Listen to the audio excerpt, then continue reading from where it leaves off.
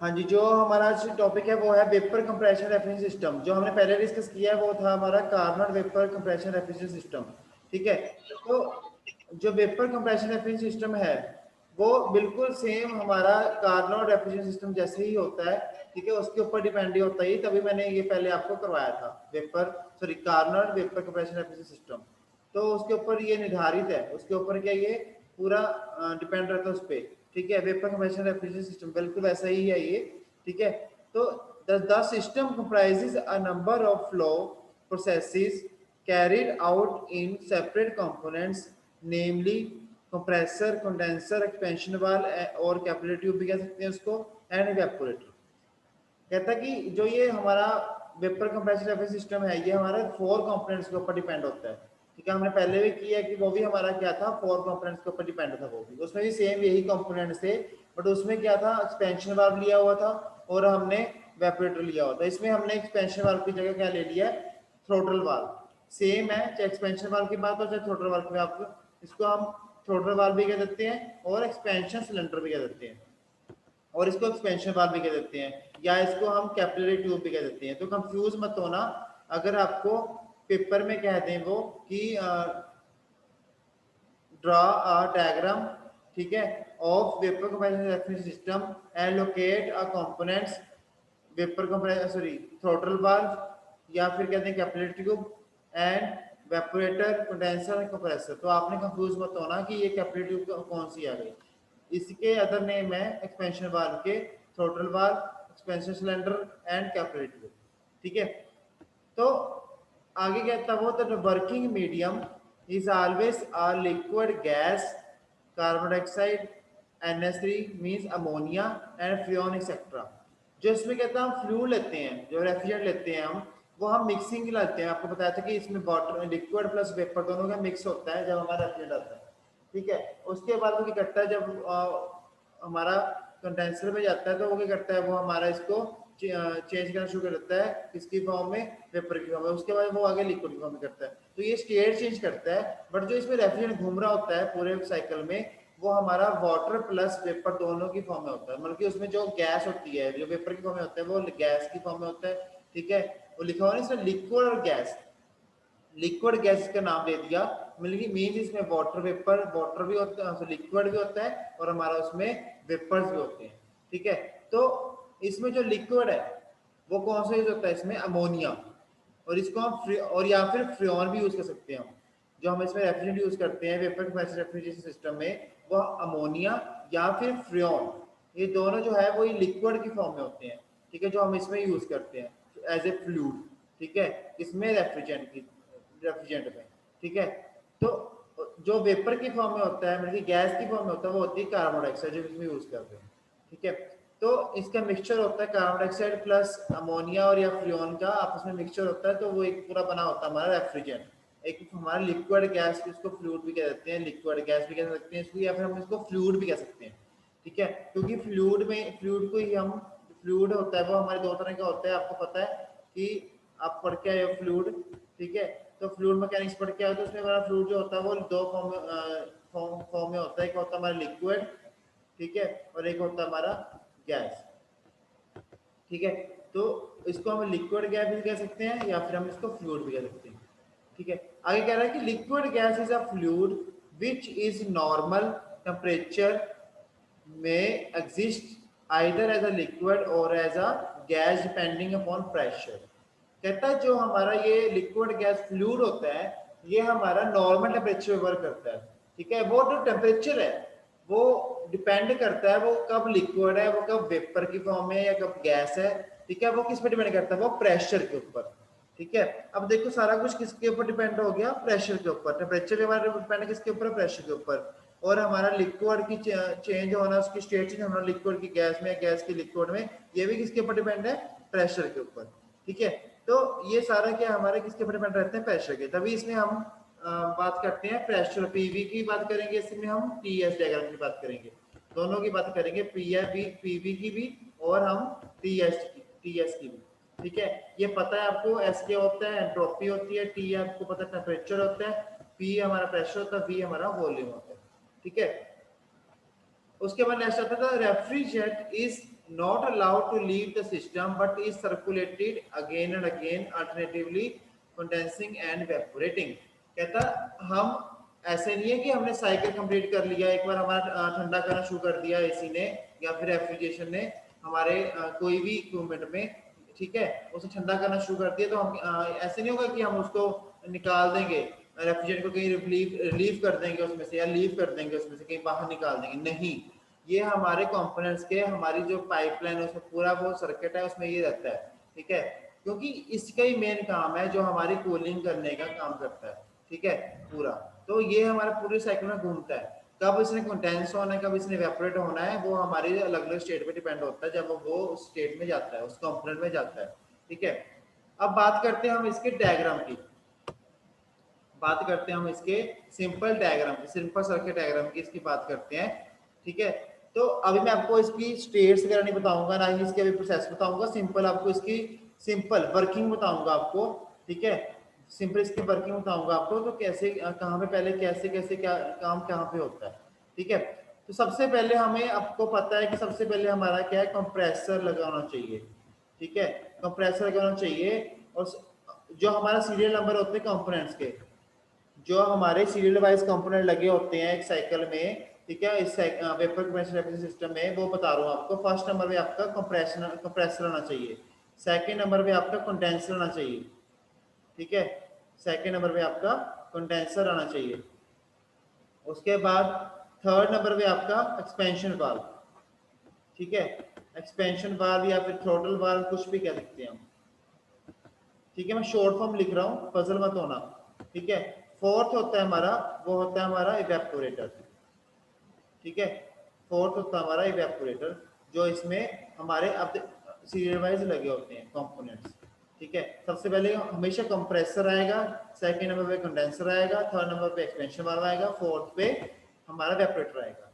But ये हमारे cycle में कहीं भी लग सकते हैं। अब देखो इस साइकिल में हम कंप्रेसर यहाँ पे लगा रहे हैं, जरूरी नहीं है कि हर एक साइकिल में ऐसे ही होगा, कंप्रेसर यहाँ पे भी लगा हो सकता है या फिर यहाँ पे भी लगा हो सकता है। बट हमारा आपको पता होना चाहिए कि अगर हमारा यहाँ पे कंप्रेसर है तो इसके वाला जो आगे वाला है, जो मतलब कि ये वाला कंपोनेंट है, वो कंडेंसर होना चाहिए, वो सीरियल वाइज लगे होने चाहिए हमारे, चाहे वो कहीं भी लगे हो, ठीक है। ये रॉकी का क्वेश्चन था उस दिन, रॉकी का मैंने यही बात क्लियर की थी, आज वो आया नहीं, आज अगर आता वो उसका एक बार फिर डाउट क्लियर हो जाता कि हमारे जो कंपोनेंट्स हैं वो लगाने तो हमने सीरियल वाइज ही है वो, ठीक है, पर कहाँ लगाने हैं वो हमारी मर्जी है, लगाने हमने वो सीरियल वाइज हैं। तो अब जैसे कंप्रेसर के बाद कंडेंसर आएगा, कंडेंसर के बाद हमारा पेंशन वाल्व आएगा, उसके बाद हमारा वेपोरेटर। बट लगाने कैसे हैं वो हमारी मर्जी है, मतलब कि कैसे हमने यहाँ पे लगाना है या फिर यहाँ पे लगाना, शुरू यहाँ से करना है या फिर शुरू हमने यहाँ से करना है या फिर शुरू हमने यहाँ से करना है, वो हमारे पे डिपेंड है, वो एक साइंटिस्ट पे डिपेंड है। देखो हर एक साइंटिस्ट का अपना दिमाग है, वो उसको अपना भी जैसे मर्जी कर सकता है वो, ठीक है। अब आपने भी पढ़ा, आपने भी देखा होगा कहीं कहीं पे कंप्रेसर यहाँ पे लगा हुआ था, अब यहाँ पे कंप्रेसर लगा हुआ है, कहीं पे यहाँ पे लगा होगा। अब अलग अलग बुक्स रेफर करोगे तो अलग अलग बुक्स में इसका जो इसका लगाने का या इसके अरेंज करने का कंपोनेंट्स का अपना वो है, फंडा है, वो सभी का अपना अलग अलग है सभी बुक्स में, इस टॉपिक में, वेपर कंप्रेशन रेफ्रिजरेशन सिस्टम में। अब कंफ्यूज मत होना, अपने बस उसका देखना है कि वो वर्किंग सही से हो रही है, वो कंप्रेसर सही से लगे हुए हैं, सीरियल वाइज लगे हुए हैं। ऐसा तो नहीं है कि यहाँ पे कंप्रेसर लगा हुआ है तो उसके साथ ही हमने एक्सपेंशन वाला लगा दिया, नहीं, ये गलत है, क्योंकि कंप्रेशन होएगी, वो आपको बताऊंगा क्यों लगाते हैं हम सीरियल वाइज, ठीक है, ठीक है। तो वो आपको जब वर्किंग बताऊंगा तो उसमें आपको सारा इसको समझा ही दूंगा मैं। अब मैं सिर्फ आपको बता रहा हूँ कि कंपोनेंट्स हमारा क्यों कहाँ पे लगता है, क्यों लगता है, ठीक है। उसके बाद नेक्स्ट आता है इसकी वर्किंग, ये तो थी इसकी कंस्ट्रक्शन, मींस इसके कौन सा कंपोनेंट कहाँ पे लगाना, मतलब कि कंप्रेसर देखो यहाँ पे लगा हुआ है, ठीक है ना। उसके बाद कंप्रेसर हमारे यहाँ पे लगा हुआ है, तो उसके बाद हमारा आगे लगा हुआ है कंडेंसर, ठीक है, ये कंप्रेसर लगा हुआ है, तो उसके बाद क्या लगा हुआ हमारा कंडेंसर। उसके बाद हमारे ये क्या लगा हुआ है, एक्सपेंशन वाल्व, जिसको हम थ्रोटल वाल्व कहते हैं, और यहाँ पे ये क्या लगा हुआ हमारा वेपोरेटर। तो उसके बाद इसकी करते हैं वर्किंग की बात। मैं इसकी पहले सिंपल वर्किंग की बात करूंगा कि इसकी वर्किंग होती है। मैं अभी इसको आपको प्रोसेसिंग में नहीं उलझाऊंगा आपको, अगर आपको वर्किंग समझ आ जाएगी कि कौन सी कंपनी के बाद क्या होना है क्या नहीं होना, अगर वो आपको समझ आ जाएगी इजी से, तो आप क्या है इसके प्रोसेसिंग आराम से कर सकते हो, ठीक है। तो सबसे पहले बात करते हैं हम इसकी वर्किंग की, सिंपल वर्किंग की इसकी, ठीक है। तो सबसे पहले जो हमारा रेफ्रिजरेंट है वो हमारा कहाँ से आ रहा होता है, ये हमारा वेपोरेटर से आ रहा होता है। मतलब कि वेपोरेटर और कंप्रेसर के बीच में यहाँ अगर जब हमारा वेपोरेटर के बाद चला गया, ठीक है, कंप्रेसर से स्टार्ट होके हमारा वेपोरेटर के बाद चला गया तो एक साइकिल हमारा कंप्लीट हो जाएगा, हमारा एक साइकिल कंप्लीट हो जाएगा। उसके बाद जब वेपोरेटर से वापस फिर, क्योंकि हमने बाहर तो निकालना नहीं है फ्लूइड, वो हमने वैसे आगे भेजना है, साइकिल इसमें पूरा चलाना है साइमल्टेनियसली। तो जब हमारे वेपोरेटर से दोबारा कंप्रेसर में जाएगा तो हमारा नया साइकिल स्टार्ट होगा, तो नई उसमें नई फॉर्म आएगी, ठीक है। तो उसके बाद हमारा कंडेंसर में जाएगा, फिर वैसे वो वर्किंग करेगा, ठीक है। बट हमारा जब स्टार्ट करेंगे हम इसकी जब वर्किंग बताएंगे, ठीक है, तो हमने क्या बताना है कि जब हमारा वेपोरेटर आ रहा है, वेपोरेटर से हमारा रेफ्रिजरेंट आ रहा है, ठीक है, वो हमारा किसकी फॉर्म में आएगा, वो हमारी वेपर की फॉर्म में आएगा, ठीक है। जब हमारा पीछे से आ रहा है, ठीक है, तो वो वेपर की फॉर्म में आ रहा है। तो उसके बाद जब कंप्रेसर में गया वो, ठीक है, फर्स्ट वो कंप्रेसर में जाएगा। कंप्रेसर में क्यों जाएगा, वो इसलिए जाएगा क्योंकि वो देखो उसकी जो प्रेशर है, वो जो उसका टेम्परेचर है वो बड़ा लो हो रखा होगा, ठीक है। उसके बाद जब कंप्रेसर में जाएगा, कंप्रेसर क्यों लगाया होगा सबसे पहले, क्योंकि हमने क्या आगे अपना जल्दी जल्दी से काम करवाना है, जल्दी जल्दी से अपना साइकिल कंप्लीट करवाना है। तो हमारा उसका प्रेशर और उसका टेम्परेचर जो रेफ्रिजरेंट है उसका वो हमें इंक्रीज करना पड़ेगा, ठीक है, तभी वो आगे जल्दी जल्दी फ्लो होगा सभी कंपोनेंट्स में। अगर यहीं से स्लो होके जाएगा आगे तो आगे भी स्लो स्लो होता जाएगा, ठीक है। क्योंकि हमें क्या है, कूलिंग आप देखो हमारे जो एसी वगैरह लगे होते हैं, अपने फ्रीजर लगे होते हैं, उसमें कंटिन्यूसली कूलिंग होती रहती है, ठीक है। क्यों होती है वो, क्योंकि हमारा उसमें साइकिल ये साइमल्टेनियस चलता रहता है, ठीक है। वो चलता रहता है, क्यों चलता रहता है, क्योंकि वो हमारा कंप्रेसर का इसमें मेन काम है। अगर कंप्रेसर आपको पता होगा आपके फ्रिज का कंप्रेसर खराब हो जाए तो वो कूलिंग करना बंद कर देता है, वो हमारा फ्रिज क्या बेकार है हमारे लिए, अगर अगर उसमें कंप्रेसर ही नहीं चल रहा अच्छे तरीके से। तो कंप्रेसर को चलाने के लिए कंप्रेसर मोटर लगी होती है, ठीक है, जो कंप्रेसर को चलाती है, ठीक है। तो अब जब यहाँ से फ्लूइड यहाँ पे जाएगा इसमें कंप्रेसर में, ठीक है, तो वो कंप्रेसर मोटर है इसको ऑपरेट करना शुरू कर रही है उसको, ठीक है, ऑपरेट कर रही है उसको कंप्रेसर को। जब उसमें जाएगा तो इसमें क्या होता है, पिस्टन वगैरह मैं आपको बताया था, इसमें कनेक्टिंग रोड वगैरह पिस्टन वगैरह सब लगे होते हैं इसमें। तो जब आप पुश करना शुरू कर देता है, ठीक है, जब उसमें फ्लूइड गया तो वो पुश होना शुरू हो गया। जब पुश करेगा तो वो क्या होगा, नीचे नीचे को आ जाएगा सारा, ठीक है। जो उसका लिक्विड है वो हमारा जो उसका फ्लूइड है वो हमारा वो कंप्रेस हो जाएगा, ठीक है। कंप्रेस करेगा तो कंप्रेस होएगा तो हमारा वॉल्यूम कम होगा, ठीक है, वॉल्यूम हमारा कम हो जाएगा यहाँ पे। जब वॉल्यूम कम होगा तो प्रेशर है हमारा वो बढ़ जाएगा, ठीक है, प्रेशर हमारा क्या है वो बढ़ जाएगा। अगर प्रेशर बढ़ेगा तो आपको पता है कि प्रेशर बढ़ेगा तो हमारा क्या टेम्परेचर भी ऑब्वियसली साथ के साथ बढ़ेगा, ठीक है। ये मैंने आपको शुरू से बताता आ रहा हूँ, अगर हमारा प्रेशर कम हो रहा है या प्रेशर ज़्यादा हो रहा है तो हमारा टेम्परेचर भी वैसे ही कम और ज़्यादा होगा, ठीक है। तो उसके बाद क्या है कि जब टेम्परेचर बढ़ गया हमारा, प्रेशर बढ़ गया हमारा, तो उसके साथ हमारा टेम्परेचर बढ़ गया, ठीक है। और इसमें हमारा वॉल्यूम क्या कम हो जाएगा, और जो एंट्रोपी हमारी वो क्या है कांस्टेंट रहती है, इसमें एंट्रोपी कोई लेना देना नहीं है, एंट्रोपी हमारी कांस्टेंट रहती है इसमें, ठीक है। तो इसको हम क्या कहते हैं, आइसेंट्रोपिक कंप्रेसिंग सॉरी कंप्रेशन, ठीक है, आइसेंट्रोपिक कंप्रेशन इसका प्रोसेस का नेम है, ठीक है पूरा। उसके बाद नेक्स्ट जो आता है हमारा वो इसके बाद कहाँ जाता है वो कंडेंसर में। उसके बाद हमारा कहाँ जाता है लिक्विड, आप देखो यहाँ पे प्रेशर बढ़ गया, प्रेशर बढ़ा गया इसका फ्लूइड का, ठीक है। वो इतने प्रेशर से वो कहाँ उसने उठा के हमारा कहाँ पे कंडेंसर में आगे लगा होता है कंडेंसर।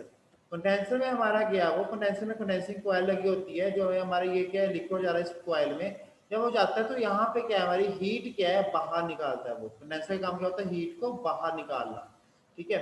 हीट को क्या बाहर निकालता है वो, ठीक है। हीट को बाहर निकालने से वो क्या लिक्विड की फॉर्म में कन्वर्ट कर देता है वेपर को, ठीक है, उसको लिक्विड की फॉर्म में कन्वर्ट कर देता है, क्योंकि उसके वाटर वेपर वगैरह होते हैं वो क्या है जब उसकी हीट निकालेंगे तो पानी की फॉर्म में आ जाएगा, वो लिक्विड की फॉर्म में आ जाएगा, ठीक है। और यहाँ पे जो हमारा प्रेशर है वो हमारा कांस्टेंट रहता है, और टेम्परेचर हमारा डिक्रीज हो जाता है, और एंट्रोपी भी डिक्रीज हो जाती है, और वॉल्यूम हमारा वो भी हमारा डिक्रीज हो जाता है।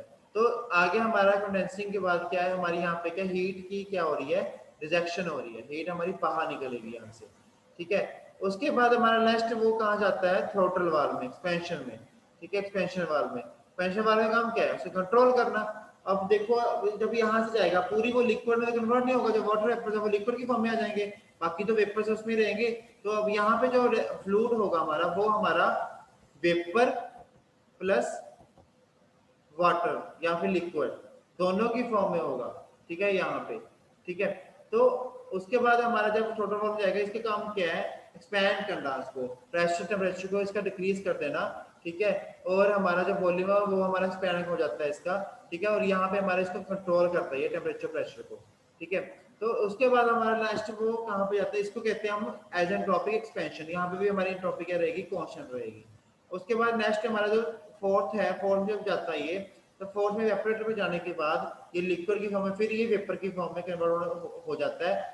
ये क्या करता है, इसको लिक्विड की फॉर्म को वेपर की फॉर्म में कन्वर्ट कर देता है। वो कैसे, अब इसमें क्या होती है, हमारी हीट क्या होती है, ऐड होती है। ये बाहर से हीट खींचता है, वहां से हीट लेता है और इसको वेपर की फॉर्म में कन्वर्ट कर देता है, किसको, लिक्विड को। ऑब्वियसली आपने देखा होगा जब हमारे बारिश पड़ के या फिर हम पानी का गिलास बाहर धूप में रख दें, तो वो हीट क्या करती है, वो कंज्यूम कर लेते हैं, उसमें हीट आ जाती है पानी में, तो क्या है, एक हमारा पानी क्या सूखने जाता है, वो वेपर की फॉर्म में उड़ के ऊपर उड़ना शुरू कर देता है। तो हमारा वैसे ही सेम इसमें भी क्या होता है, वेपरेटर का काम क्या होता है, उसकी वेपर की फॉर्म में कन्वर्ट करना लिक्विड को। अगर हमें वो कैसे कन्वर्ट करेगा, अगर इसमें हीट ऐड होगी, इसमें हीट क्या होगी, इन होगी, यहाँ पे हीट आउट होगी ऊपर, ठीक है।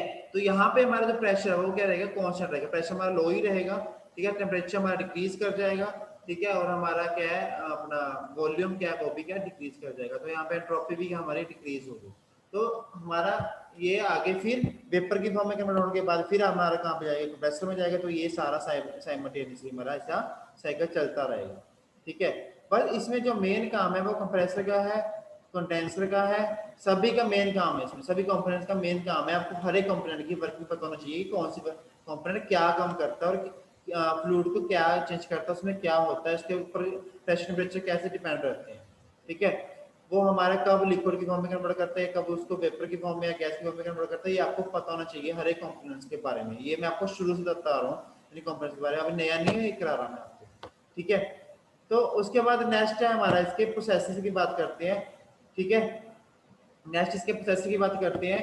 जो प्रोसेसर हैं इसके, ये हमारे, अभी मैं बताऊंगा इसके first to second, second to third, third to fourth, fourth to one कैसे वर्क करते हैं ये, ठीक है। मैं आपको सिंपल डायग्राम समझा दिया मैंने पहले। आप आज मैं ये नहीं कराऊंगा, आप मैं ये आपको टॉपिक कल कराऊंगा, ये प्रोसेसर के ऊपर जो वाला है, प्रोसेसर वाला जो टॉपिक है ये मैं आपको कल कराऊंगा, ठीक है। ताकि आपको जो आप इसकी आज सिंपल आप इसके बारे में पढ़ो कि वेपर कंप्रेशन सिस्टम होता क्या है, इसके बीच में कौन से रेफ्रिजरेंट यूज हो रहा है, इसके कौन से कंपोनेंट्स है, उसमें उसकी वर्किंग कैसे हो रही है, इसकी सिंपल वर्किंग हो कैसे रही है, ठीक है। क्योंकि आपके अगर पढ़ोगे, आपके अगर ये क्लियर हो जाएगा आपको, तो आपको आगे समझाना मेरे लिए बहुत ईजी हो जाएगा, ठीक है। अगर आपको ये नहीं क्लियर होगा, ठीक है, तो आपको आगे समझाना बहुत मुश्किल हो जाएगा मेरे लिए, ठीक है। क्योंकि मैंने आपका ओरल टेस्ट लिया था लास्ट लेक्चर में, तभी लिया था कि मैं देखूं कि आपको आ भी रहा है कि नहीं आ रहा कुछ, क्योंकि आप लोगों को साइकिल ही क्लियर नहीं थे, आपको कंपोनेंट से क्लियर नहीं है, कौन सा कंपोनेंट कहाँ पे लगा होता है, कौन सा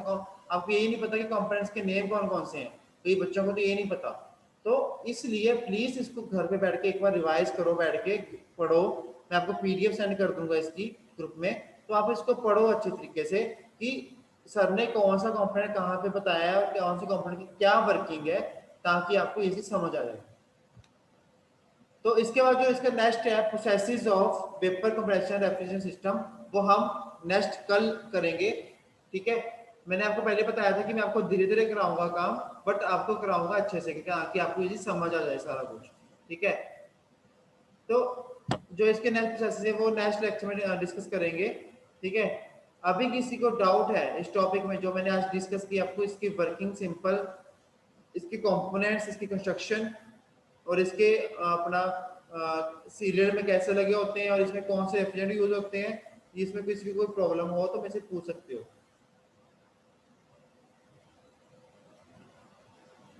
चलो ठीक है, तो यही लेक्चर खत्म करते हैं, ठीक है।